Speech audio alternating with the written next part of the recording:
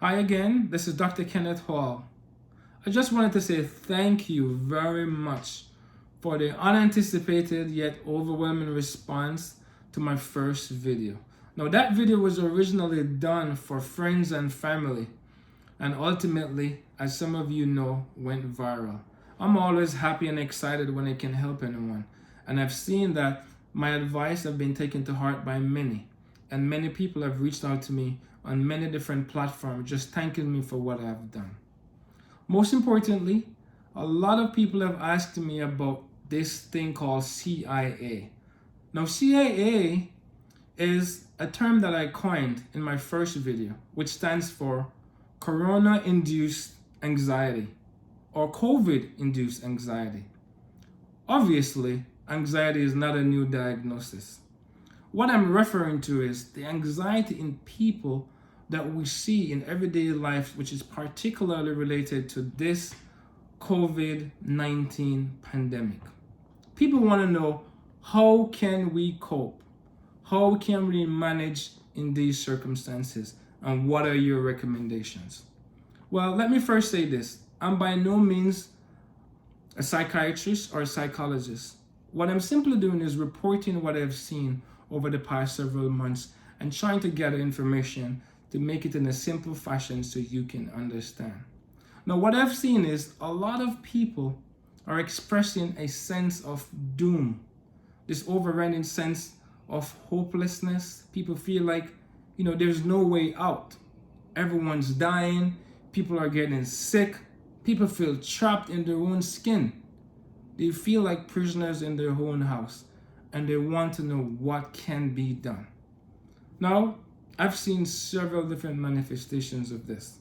I've seen people with constellation of symptoms related to chronic fatigue, tiredness, pain, chest pain. I've seen headaches. I've seen people presenting with nausea, vomiting, abdominal pain, palpitations, you name it. It doesn't really matter. As we already know, anxiety can manifest in many different ways. All is not lost, guys. We have to be able to get a hold of this and get control of our lives. We cannot allow this to outlive us and to run our lives. We have to take control some way, somehow. So I've talked to some friends of mine, and we have come up with some strategies to help you cope. And I believe this may be helpful to most people. Now, there's certain things that you can do, especially those of you who may be confined to your own home. Everybody can do exercising. All you need is this much space. Guys, there's no excuses. You can do it. I understand that the gyms are closed. You grab your family, grab your wife, your spouse, your brother, your sister, your children. Get them involved. Get them involved. Get their minds involved. Let me tell you this. It's very important for you to know, to understand the pathophysiology of stress. When you're stressed, there's this hormone called cortisol. It goes up. As cortisol goes up, the immune system effectiveness goes down. So there's a direct feedback between the two that is negative. So the more stressed you are, the more cortisol you release, and your immune system won't be able to protect you as much. So it's important for us to keep positive thoughts. Now, as I said before, exercise is one way in which you may stimulate positive thoughts by several different pathways. But one of the ways in which that happens is by releasing endorphins. Endorphins are the feel-good hormones. It makes you feel good, makes you feel better, and it helps you bring you to that other place. Secondly, some people are doing meditations that can be very effective. Whatever it is that you can do to get yourself focused in that positive place, that will be useful and extremely valuable to you. Now is a good time for you to develop your 5-year goals, your 1-year goal. Put pen to the paper and write stuff down, okay? Learn a language. Develop those talents that you thought you had, but you're not sure that you had it. Or, it's a good time to develop something else. Learn an instrument. Read self-help books. Come up with a reading list. We have to stimulate our minds during this difficult time.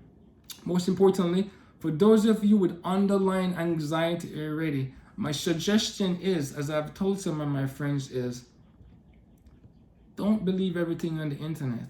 Don't watch every last WhatsApp video, because it may not necessarily be true and it may not apply to you. Educate yourself instead on truths. Reduce the amount of news that you watch. Limit it. Have a limit, because sometimes this can have a bad outcome on your daily lives. Lastly, take this opportunity to bond with your children. Bond with your family. Life is precious. Right now, as we speak, I have friends who are dying right now. People are taking their last breath. This is a grave time, but we can change the tide. Listen to your local governments. Listen to those in authority, those who know what they're talking about. Let's stay safe. Go back to my first video. Boost your immune system. Together, we can get through this. I want to end by saying thank you very much for my first responders, those police officers, those nurses, those EMS, those EMT, those doctors and nurses on the front line every day, giving off their service, giving their self, sacrificing their own lives for us. Thank you very much. Keep watching, and may God bless us all.